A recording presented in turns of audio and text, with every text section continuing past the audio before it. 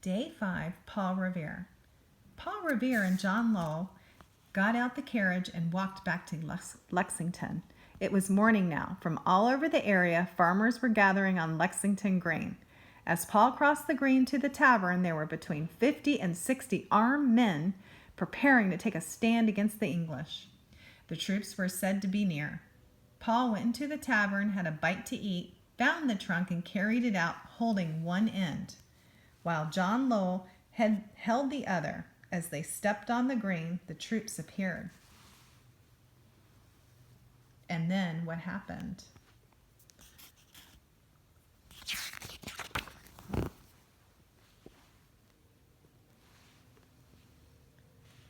Paul and John held onto the trunk. They walked right through the American lines, holding onto the trunk. They were still holding on when a gun was fired. Then there were 2 guns. Then a succession of guns firing back and forth.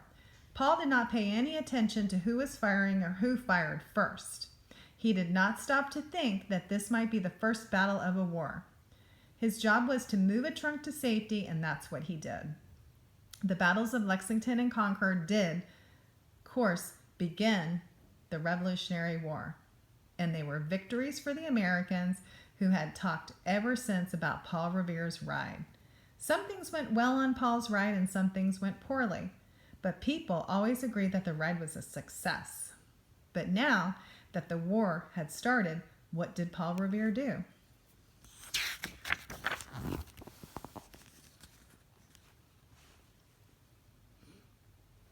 Naturally, he kept busy. He rode express for the Committee of Safety, for which he was paid 4 shillings a day. He had asked for 5. He printed paper money for the colony, engraved its official seal, supervised the setting up of a powder mill, learned how to make brass and iron cannon, and took part in 2 military engagements, one in Rhode Island and one in Maine. And as lieutenant colonel in the Massachusetts militia, he was part in command of the fort at Castle Island. Some things went well for Paul during the war. Some things went poorly, the same as always. At the end of the war, Paul was 48 years old. He went back to silversmithing, but that wasn't enough to keep him occupied, so he opened a hardware store. In addition to hardware, he sold sandpaper, playing cards, woolen cloth, sealing wax, fish lines, wallpaper, pumice stones, pencils, and spectacles. Once he sold Samuel Adams 24 sleigh bells.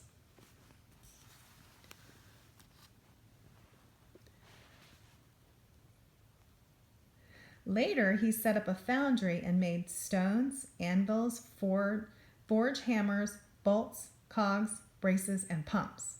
Then he began to make church bells. He made 398 bells, most of them weighing at least 500 pounds.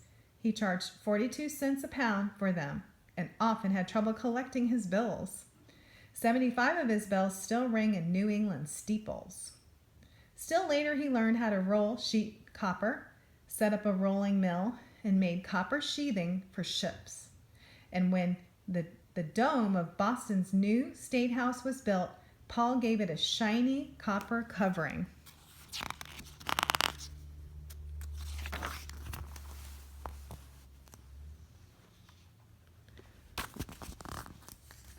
But Paul Revere was not always at work. Sometimes he just dreamed. Sometimes he would go back in his mind to the days when he was Massachusetts' #1 express rider. Then, if anyone were around, Paul would talk about his big ride. He even wrote out the story of his ride. In a hurry, of course, for the writing looked sloppy. Boston was not the same as it had been when Paul was a young man. No one bothered now to count the streets and the alleys, the horses and houses.